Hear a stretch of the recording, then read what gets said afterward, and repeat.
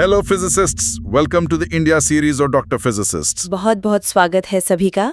तो आज के हमारे इस गहरे विश्लेषण में ना हम एक ऐसे मिशन पर हैं जो लिटरली किसी डार्क कॉमेडी फिल्म की स्क्रिप्ट जैसा लगता है। बिल्कुल, पहली बार सुनने में तो ये किसी प्रैंक जैसा ही लगता है। हाँ, लेकिन ये हमारे आज के भारत की एक बहुत ही हैरान करने वाली राजनीतिक हकीकत है। हमारे सुनने वाले जरा कल्पना करें, एक ऐसी राजनीतिक पार्टी जिसके पास कोई इलेक्टोरल फंड नहीं है, रैलियों के लिए कोई बड़ा मैदान नहीं है, कोई बड़ा स्थापित नेता भी नहीं है। एग्जैक्टली कोई करिश्माई नेता नहीं है, और सबसे बड़ी बात, इसका नाम एक ऐसे कीड़े पर रखा गया है जिसे देखकर लोग अक्सर घृणा से भर जाते हैं। कॉकरोच है ना? हाँ, कॉकरोच। फिर भी ये डिजिटल दुनिया में महज 5 दिन के अंदर देश की सबसे बड़ी और दशकों पुरानी राजनीतिक पार्टियों को पछाड़ देती है। तो आज हम बात कर रहे हैं कॉकरोच जनता पार्टी यानी सीजेपी की। इंटरनेट मजाक नहीं है।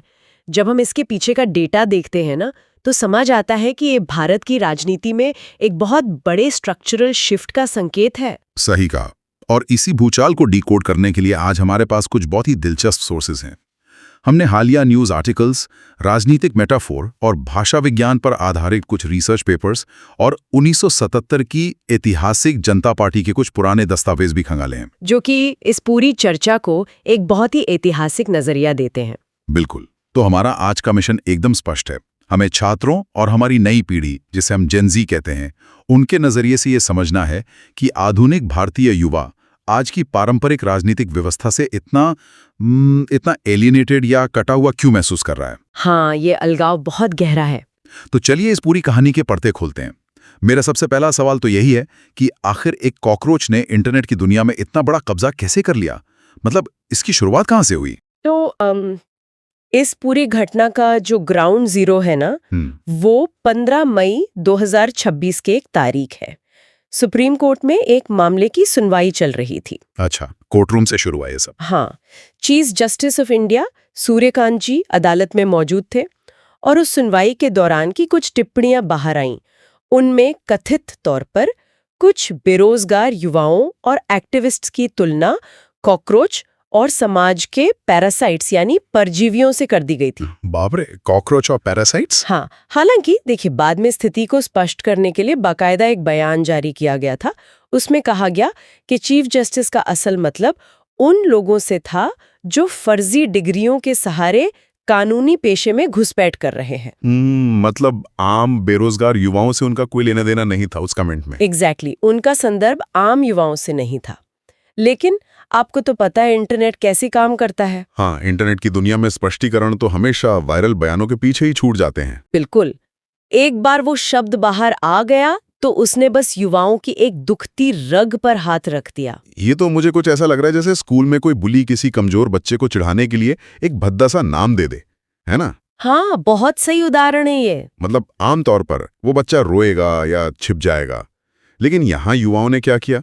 उन्होंने उस नाम को एक बैज ऑफ ऑनर की तरह अपनी टी शर्ट पर ही छपवा लिया और उसी को अपना हथियार बना दिया। और मनोविज्ञान के हिसाब से यही वो टर्निंग पॉइंट था जहां एक आम इंसान का गुस्सा एक बड़े डिजिटल मूवमेंट में बदल गया।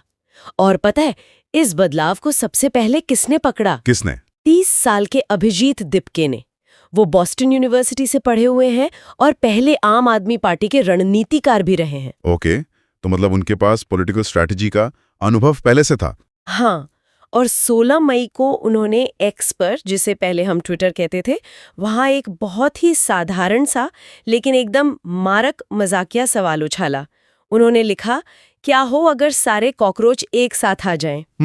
सिर्फ एक ट्वीट। सिर्फ एक ट्वीट, लेकिन ये कॉकरोच जनता पार्टी का अनधिकारिक स्थापना दिवस बन गया। और इसके बाद जो आंकड़े आए ना, वो तो किसी भी पॉलिटिकल पीआर एजेंसी के होश उड़ाने के लिए काफी हैं।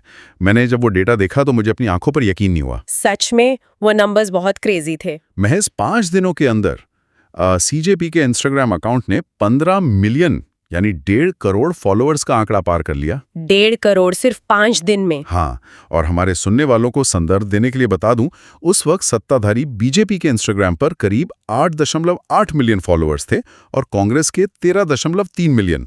दशकों पुरानी पार्टियां जो डिजिटल प्रचार पर करोड़ों रुपए खर्च करती हैं, उन्हें एक बिना बजट वाले मीम पेज ने रातों रात पीछे छोड़ दिया। लिटरली रातों रात। और देखिए, ये सिर्फ फॉलो बटन दबाने तक सीमित नहीं था। जो चीज इसे एक नॉर्मल इंटरनेट ट्रेंड से अलग बनाती है वो है लोगों की जमीनी भागीदारी। हाँ, वो मेंबरशिप फॉर्म्स वाला मामला। एग्जैक्टली।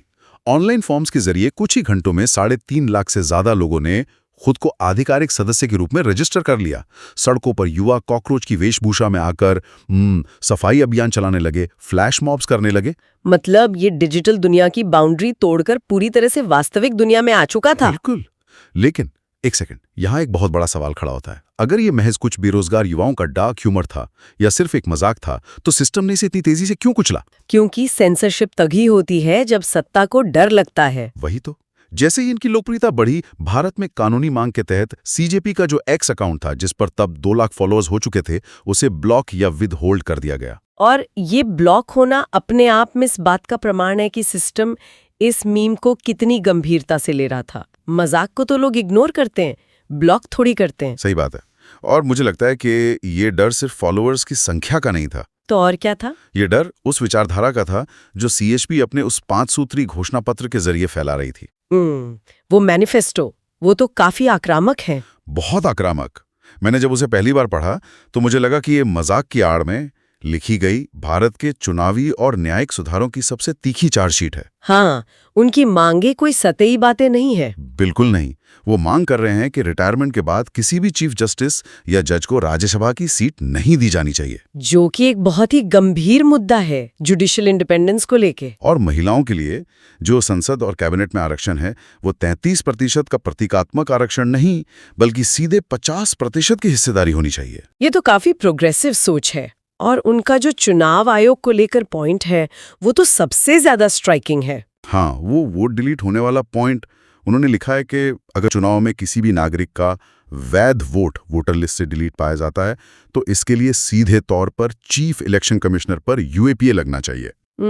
यूएपीए यानी आतंकवाद निरोधी कानून। हाँ, मतलब एक लोकतांत्रिक देश में किसी का वोट छीने को वे आतंकवाद के बराबर मान रहे हैं। और इसके साथ ही दल बदलू विधायकों पर 20 साल का बैन और चुनावी बॉन्ड का पूर्ण बहिष्कार। ये मांगे सुनकर लगता ही नहीं कि ये किसी भड़के हुए टीनेजर की हैं।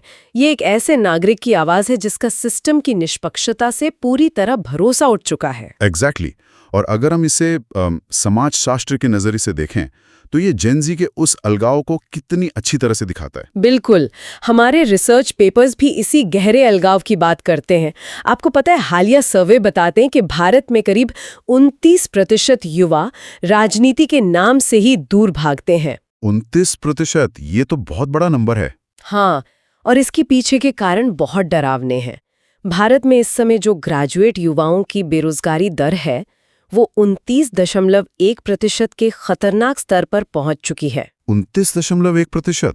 बाप रे! इसका सीधा मतलब ये है कि जिन युवाओं ने सबसे ज्यादा पढ़ाई की है, जिनके पास डिग्रियां हैं, उनके पास नौकरी न होने की संभावना उन लोगों से 9 गुना ज्यादा है जो कभी स्कूल ही नहीं गए। ये तो लिटरली दिल तोड़ने वाला आंकड़ा है।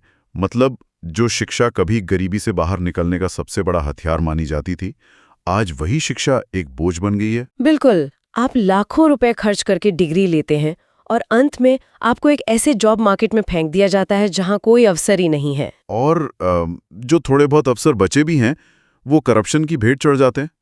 आपको याद होगा, सीजीपी के उभार वाले हफ्ते में ही पूरे देश में नीट यूजी मेडिकल परीक्षा के पेपर लीक का मामला सामने आया था। हाँ, वो बहुत बड़ा सदमा था छात्रों के लिए। लाखों छात्र सालों तक कोटे जैसे शहरों में एक छोटे से कमरे में बंद होकर तैयारी करते हैं और परीक्षा से एक रात पहले पेपर किसी और के पास पहुंच जाता है। और इसी दर्द को भुनाते हुए सीजेपी ने वो गाना रिलीज किया था ना, हाँ मैं हूँ कॉकरोच।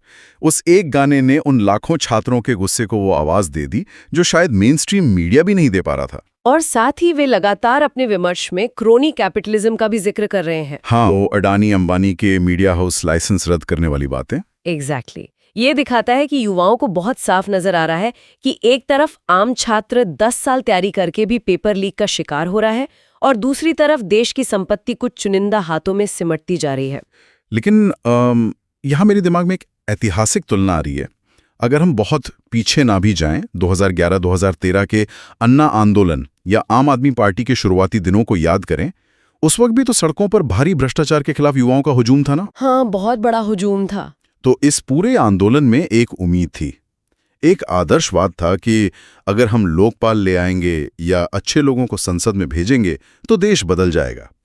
तो अब ऐसा क्या हुआ कि महज 10-12 सालों में आज की पीढ़ी उम्मीद की बजाय डार्क ह्यूमर, एब्सर्डिज्म और हताशा का सहारा ले रही है? ये बहुत ही बेहतरीन सवाल है और इस शिफ्ट को समझने के लिए हमें जनरेशनल गैप यानी मिलेनियल्स और जेन जी के अनुभवों के बीच के फर्क को समझना होगा। वो कैसे? देखिए, अन्ना आंदोलन के समय जो लोग सड़कों पर थे वो ज्यादातर मिलेनियल्स थे। उन्हें लगता था कि सिस्टम मूल रूप से ठीक है, बस कुछ बुरे लोग सत्ता में बैठ गए हैं। अच्छा, मतलब सिस्टम पर भरोसा था उन्हें? हाँ, उन्हें लगा कि अगर वे नई पार्टी बनाएंगे, राजनीति में आएंगे तो सब साफ हो जाएगा। लेकिन जब उन युवाओं ने देखा कि जो लोग ईमानदारी का परचम लेकर गए थे, सत्ता के मजबूरियों ने उन्हें भी उसी पारंपरिक ढांचे में ढाल दिया, तो वो आदर्शवाद बुरी तरह टूट गया। ओह, तो मतलब जेन ज़ी ने उस उम्मीद के दौर को कभी देखा ही नहीं। एग्जैक्टली। उनकी राजनीतिक समझ की शुरुआत ही उस बिंदु से होती है जहां पुराने आदर्शवाद की सिर्फ राख बची थी। जेन ज़ी को विरासत में कोई उम्मीद नहीं मिली। उन्हें सिर्फ थकावट और जिसे हम पॉलिटिकल हार्ट ब्रेक कहते हैं वो मिला। पॉलिटिकल हार्ट ब्रेक है, बहुत ही सटीक शब्द है। उन्हें समझ आ गया है कि सिस्टम की डिजाइन में ही गड़बड़ी है। अगर आज वे सड़कों पर उतरकर सीधे तौर पर सरकार से सवाल पूछेंगे तो उन्हें बदलाव की बजाय पुलिस के डंडे, मुकदमे या राज्य के दमन का सामना करना पड़ सकता है। मतलब एक डर का माहौल है। बिल्कुल। और ऐसे में मीम और व्यंग्य उनके लिए एक डिफेंस मैकेनिज्म बन जाता है। एक पूर्व नौकरशाह हैं आशीष जोशी, जो खुद इस सीजेपी मूवमेंट से जुड़े। उन्होंने भी यही कहा कि देश में डर का माहौल इतना गहरा है कि ये मजाकिया पार्टी लोगों को अपनी बात कहने के लिए एक सुरक्षित आवरण देती है। हाँ, वो सुरक्षित आवरण वाली बात ना इनकी सदस्यता की शर्तों में बहुत अच्छे से दिखती है। मैंने जब बीजेपी का मेंबरशिप फॉर्म देखा था तो मैं लिटरली अपनी हंसी नहीं रोक पाया। हाँ, उनकी शर्तें बहुत ही मजाकिया हैं। बहुत ज्यादा। सदस्य बनने के लिए आपका बेरोजगार होना अनिवार्य है, चाहे मजबूरी में हो, अपनी मर्जी से हो या उसूलों के कारण। आपको शारीरिक रूप से चरम आलसी होना चाहिए। और वो इंटरनेट वाली शर्त। हाँ, आपका इंटरनेट यूसेज रोजाना कम से कम 11 घंटे होना चाहिए, जिसमें उन्होंने बाकायदा लिखा है कि बाथरूम ब्रेक का समय भी शामिल है। ये तो सेल्फ डेप्रिकेशन का एक अलग ही लेवल है। और सबसे अहम शर्त, आपके अंदर प्रोफेशनल तरीके से रेंट करने की, यानी बिना किसी लॉजिक के अपनी भड़ास निकालने की असीम क्षमता होनी चाहिए। तो यहाँ पर ना मनोविज्ञान का एक बहुत ही दिलचस्प सिद्धांत लागू होता है, जिसे हम बिनाइन वायोलेशन थ्योरी कहते हैं। बिनाइन वायोलेशन, ये क्या होता है? हमारे सोर्सेज में पीटर मैकग्रॉ की इस थ्योरी का जिक्र है। ये थ्योरी समझाती है कि इंसान को हंसी कब आती है। हंसी तब आती है जब कोई ऐसा वाक्य हो जो किसी सामाजिक, शारीरिक या नैतिक नियम का उल्लंघन करे, यानी वायलेशन हो।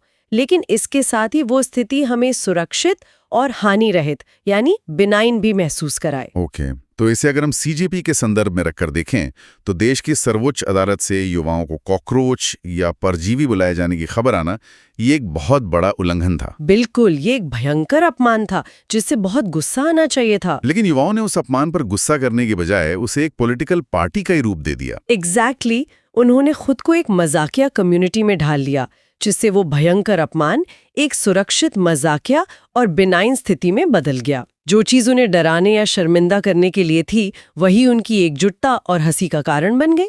मतलब उन्होंने उस शब्द की मारक क्षमता ही खत्म कर दी। अगर मैं खुद को ही समाज का सबसे नाकारा कीड़ा कहने लगूं, तो आप मुझे क्या कहकर नीचा दिखाएंगे? हाँ, ये एक अभेद्य मनोवैज्ञानिक कवच बन गया उनके लिए।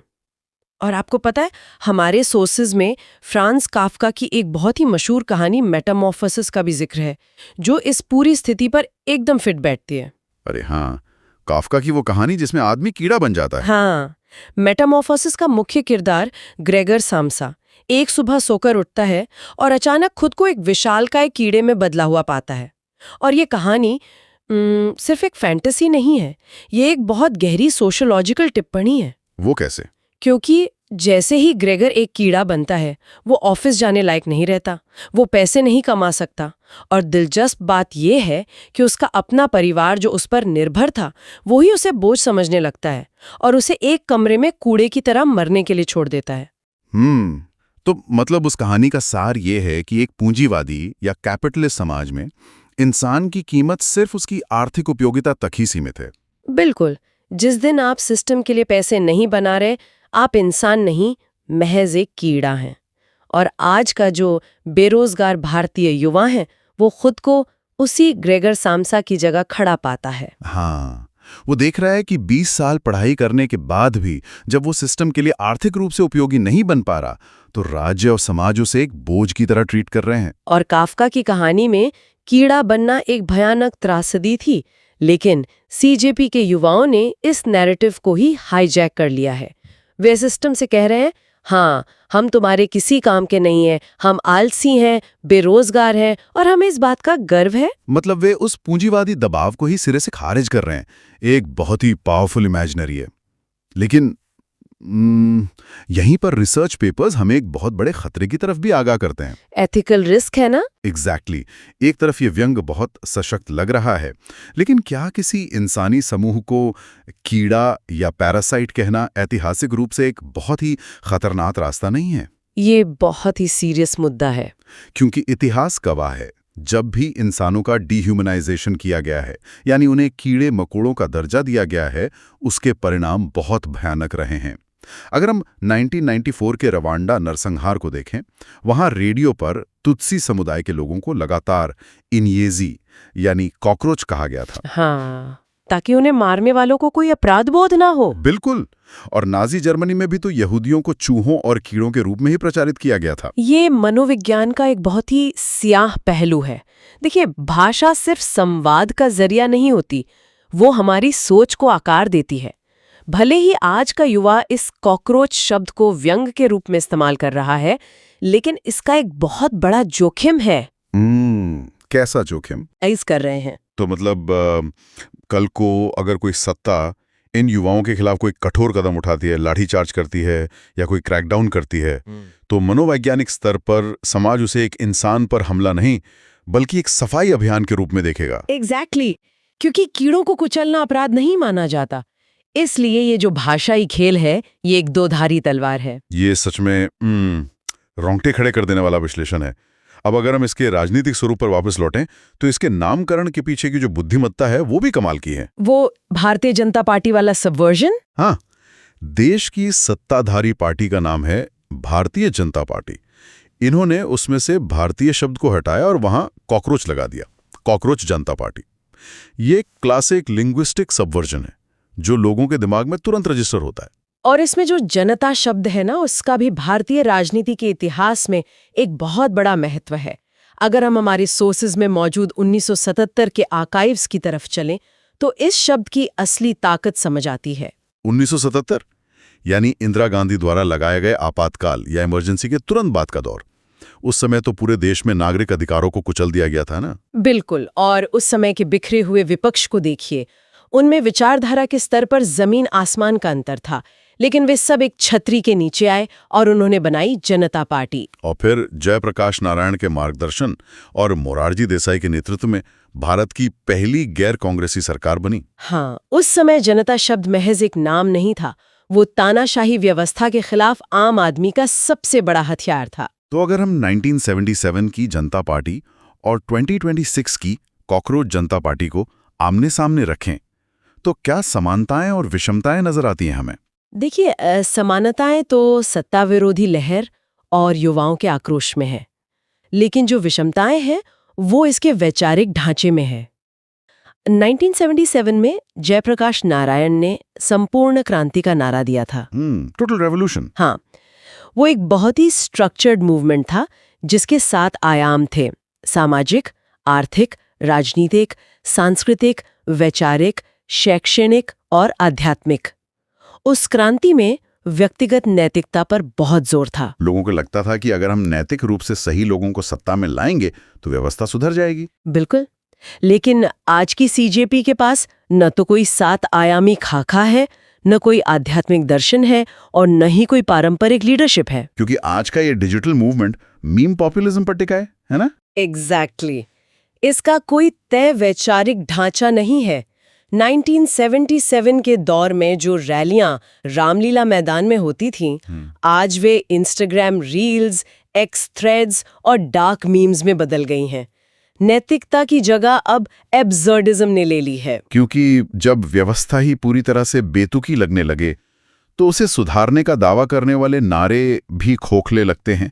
1977 की संपूर्ण क्रांति से लेकर 2026 की मीम क्रांति तक का ये सफ़र सच में हमें सोचने पर मजबूर कर देता है कि हम कहाँ से चले थे और कहाँ पहुँच गए हैं। बिल्कुल, ये एक बहुत बड़ा शिफ्ट है। खैर, इस चर्चा को अपने निष्कर्ष की तरफ ले जाने से पहले मैं एक बहुत ही महत्वपूर्ण बात स्पष्ट करना चाहता हूं। हमारे आज के इस विश्लेषण में हमने जिन भी सोर्सेस का इस्तेमाल किया है उनमें हर तरह के राजनीतिक विचार शामिल थे। हाँ, वामपंथी और दक्षिणपंथी दोनों। एग्जैक्टली। एक तरफ जहां प्रशांत भूषण, महुआ मोइत्रा और अखिलेश यादव जैसे विपक्षी नेताओं द्वारा सीजेपी के समर्थन की खबरें थीं, वहीं दूसरी तरफ सत्ताधारी पार्टी और वर्तमान व्यवस्था पर किए गए तीखे कटाक्ष भी हमारे सोर्सेज में मौजूद थे। और हमारा काम केवल सोर्सेज में मौजूद इन अलग-अलग आवाजों को एक साथ रखकर उनके पीछे के अर्थ को डिकोड करना था। एकदम सही। हम ये स्पष्ट रूप से बताना चाहते हैं कि हमारा ये डीप डाइव पूरी तरह से निष्पक्ष है। हम न तो सीजेपी का, न ही बीजेपी, कांग्रेस या किसी भी अन्य राजनीतिक दल का समर्थन कर रहे हैं। हमारा मकसद सिर्फ उन तथ्यों और इंटरनेट की उस युवा मानसिकता को आप तक पहुंचाना था जो इस पूरे घटनाक्रम के केंद्र में है। और अगर हम इस पूरे इंटरनेट बेस्ड भूचाल की अंतिम प्रासंगिकता को समझें तो सीजेपी का भविष्य जो भी हो सकता है कि ये कुछ हफ्तों बाद इंटरनेट के किसी कोने में गायब हो जाए, या फिर जैसा कि अफवाहें उड़ रही हैं कि बिहार के बांकीपुर विधानसभा उपचुनाव में ये कोई असली उम्मीदवार उतारकर मुख्यधारा की राजनीति में हलचल मचा दे। हाँ, परिणाम जो भी हो, ये भारत के लोकतांत्रिक इतिहास में एक बहुत बड़ी चेतावनी है। एक ऐसी चेतावनी जिसे इग्नोर करना भारी पड़ सकता है। ये बताता है कि देश का युवा अब पुराने नारों, विचारधाराओं या जाति धर्म के समीकरणों से नहीं जुड़ना चाहता। वो रोजगार, पेपर लीक और अपनी आर्थिक सुरक्षा पर बात करना चाहता है। अगर मुख्यधारा की पार्टियां उनकी हताशा नहीं सुनेंगी तो वे अपना खुद का मजाकिया लेकिन बेहद असरदार प्लेटफॉर्म खड़ा कर लेंगे जो रातों रात किसी भी एस्टैब्लिशमेंट को हिला सकता है। बिल्कुल। तो इस चर्चा को समेटते हुए एक सवाल जो हम सबको खुद से पूछना चाहिए, जरा सोचिए, अगर हताश युवाओं का एक व्यंग्यात्मक ग्रुप एक कीड़े के नाम पर बिना किसी फंडिंग या बड़े नेता के महज 5 दिन में करोड़ों लोगों की डिजिटल भीड़ जुटा सकता है, तो क्या भविष्य के असली चुनाव सड़कों पर और रैलियों में लड़े जाएंगे? ये बहुत ही प्रोवोकेटिव सवाल है। या फिर क्या आर्टिफिशियल इंटेलिजेंस द्वारा बनाए गए डीप फेक और एल्गोरिथम और इंटरनेट के डार्क मीम्स ही ये तय करेंगे कि देश का अगला प्रधानमंत्री कौन होगा? आज की राजनीति अब स्पष्ट नहीं रही, ये पूरी तरह से धुंधली हो चुकी है और शायद इस धुंधले होते लोकतंत्र में भविष्य उसी का है जो हर विपरीत परिस्थिति में जिंदा रहना जानता हो। सोचने वाली बात है ना? बिल्कुल, बहुत गहराई से सोचने वाली बात है। इसी विचार के साथ आज के लिए बस इतना ही। हमारे इस डीप डाइव में जुड़ने के लिए शुक्रिया।